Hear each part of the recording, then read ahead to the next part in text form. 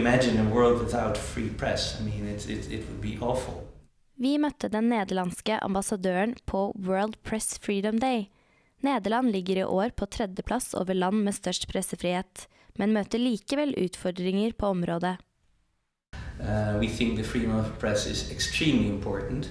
And fortunately, I think we are in a situation like in Norway that we have freedom of the press. That doesn't mean that there is no problem at all. Of course, the journalism and the press is very much under pressure everywhere because of the social media, but also because of the hate speech and a more violent society which doesn't always like that the press is present.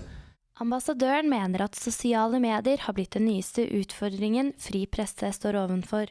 I think the biggest threat is maybe the social media, because there's a lot of fake news on social media, which undermines the neutrality of the press and of journalism. But people who are using social media quite often are not able anymore to make the distinction between fake news and real news. Because I think we need a good free press, we need good journalism in order to make analysis of the situation, of political situations. Han mener at løsningen kan være å lære seg å skille mellom falske og ekte nyheter på skolen. I think we have to educate the people very well to learn them to be critical on what they are reading. Especially also at schools, because of course the younger people are using social media more than the older people who are more used to the traditional media. Journalister i Nederland har stor pressefrihet.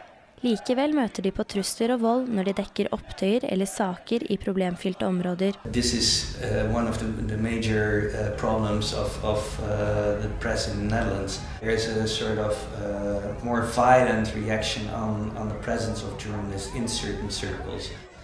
I think they need protection, but once the press is protected by police, for example, it's very difficult for them to do their own work. I can imagine that if a journalist wants to report on the situation in a very violent neighborhood in some city, that it's also difficult for them to come in with the police because they cannot do their work anymore.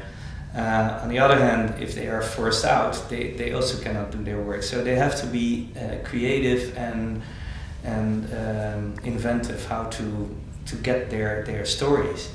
So I think we can focus on our own countries and what's wrong there, and I think we should, because it's never the ideal story, and there's always a challenge for the press.